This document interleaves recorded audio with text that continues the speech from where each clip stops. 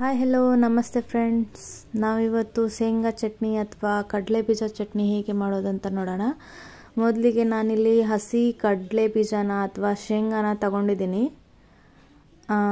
ಇದು ಲೋ ಫ್ಲೇಮಲ್ಲಿ ಚೆನ್ನಾಗಿ ಹುರ್ಕೋಬೇಕು, ಹೈ ಫ್ಲೇಮಲ್ಲಿ ಇಟ್ಕೋಬೇಡಿ, ಅದು ಹಸಿ ಬಿಸಿಯಾಗಿ ಹುರ್ಕೊಳ್ಳುತ್ತೆ. ಕಡಲೆ ಬೀಜ ಲೋ ಫ್ಲೇಮಲ್ಲಿ ಚೆನ್ನಾಗಿ ಹುರ್ಕೊಳ್ಳಿ, ಅದು ಸ್ವಲ್ಪ ಎಣ್ಣೆ ಬಿಡೋ ಥರ ಆಗುತ್ತೆ. ಇದು ಚಪಾತಿಗೆ, ಅನ್ನಕ್ಕೆ, ರೊಟ್ಟಿ ಜೊತೆ ಸೈಡ್ಗೆ ಮೊಸರು ಹಾಕೊಂಡು ತಿಂದರೆ ಸೂಪರ್ ಆಗಿರುತ್ತೆ. ಅನ್ನದ ಜೊತೆ ಅನ್ನ, ತುಪ್ಪ ಮತ್ತು ಶೇಂಗಾ ಚಟ್ನಿ ತಿಂದರೆ ತುಂಬ ಚೆನ್ನಾಗಿರುತ್ತೆ. ಇದು ಉತ್ತರ ಕರ್ನಾಟಕದ ಸ್ಪೆಷಲ್ ಚಟ್ನಿ ಪುಡಿ. ಎಲ್ಲರೂ ತುಂಬ ಇಷ್ಟಪಡ್ತಾರೆ, ತುಂಬ ಇಷ್ಟಪಟ್ಟು ಮಾಡ್ತಾರೆ. ನನಗೆ ಇದು ತುಂಬ ಇಷ್ಟವಾದ ಚಟ್ನಿ. ನೋಡಿ, ಇವಾಗ ಚೆನ್ನಾಗಿ ಹುರಿದಿದೆ. ಚಿಟಪಟ ಅಂದಮೇಲೆ 1 ರಿಂದ 2 ಟೇಬಲ್ ಸ್ಪೂನ್, 1 ಟೇಬಲ್ ಸ್ಪೂನ್ ಆದರೂ ಸಾಕು ಅಡುಗೆ ಎಣ್ಣೆ ಹಾಕ್ಕೊಳ್ಳಿ.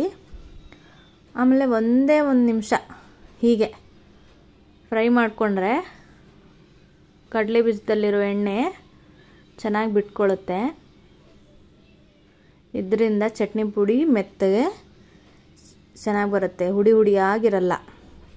ಇವಾಗ ನೋಡಿ, ಒಂದು ಪ್ಲೇಟಲ್ಲಿ ತೆಗೆದ್ಬಿಟ್ಟು ಆರಕ್ಕಿಟ್ಟಿದ್ದೀನಿ. ಇದಕ್ಕೆ ಒಂದು ಸ್ವಲ್ಪ ಬೆಳ್ಳುಳ್ಳಿ, ಕೊತ್ತಂಬರಿ ಸೊಪ್ಪು ಮತ್ತು ಖಾರ, ಉಪ್ಪು ಬೇಕಾಗುತ್ತೆ.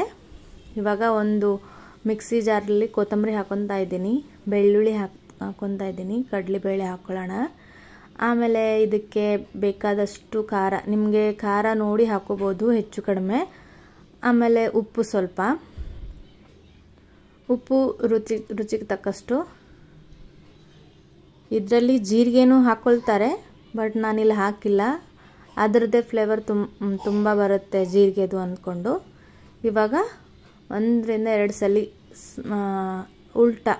ರಿವರ್ಸಲ್ಲಿ ಮಿಕ್ಸಿನ ತಿರುಗಿಸಿದ್ರೆ ತುಂಬ ಚೆನ್ನಾಗಿ ಈ ಥರ ತರಿ ಆಗಿ ಬರುತ್ತೆ. ಆಮೇಲೆ ನೋಡ್ಬೋದು ನೀವು, ತುಂಬ ಚೆನ್ನಾಗಿ ಕೊತ್ತಂಬರಿನೂ ಇದರಲ್ಲಿ ಕಾಣಿಸ್ತಿಲ್ಲ. ಕೊತ್ತಂಬರಿ ಹಾಕೋದ್ರಿಂದ ಒಳ್ಳೆ ಫ್ಲೇವರ್ ಬರುತ್ತೆ, ಚಟ್ನಿ ತುಂಬ ಚೆನ್ನಾಗಿರುತ್ತೆ. ಇದು 1 ವಾರದಿಂದ 15 ಡೇಸ್ ಆರಾಮಾಗಿ ಇಟ್ಕೊಂಡು ತಿನ್ಬೋದು. ಎಲ್ಲದಕ್ಕೂ ರೊಟ್ಟಿ, ಚಪಾತಿ, ಅನ್ನಕ್ಕೆಲ್ಲ ತುಂಬ ಚೆನ್ನಾಗಿರುತ್ತೆ.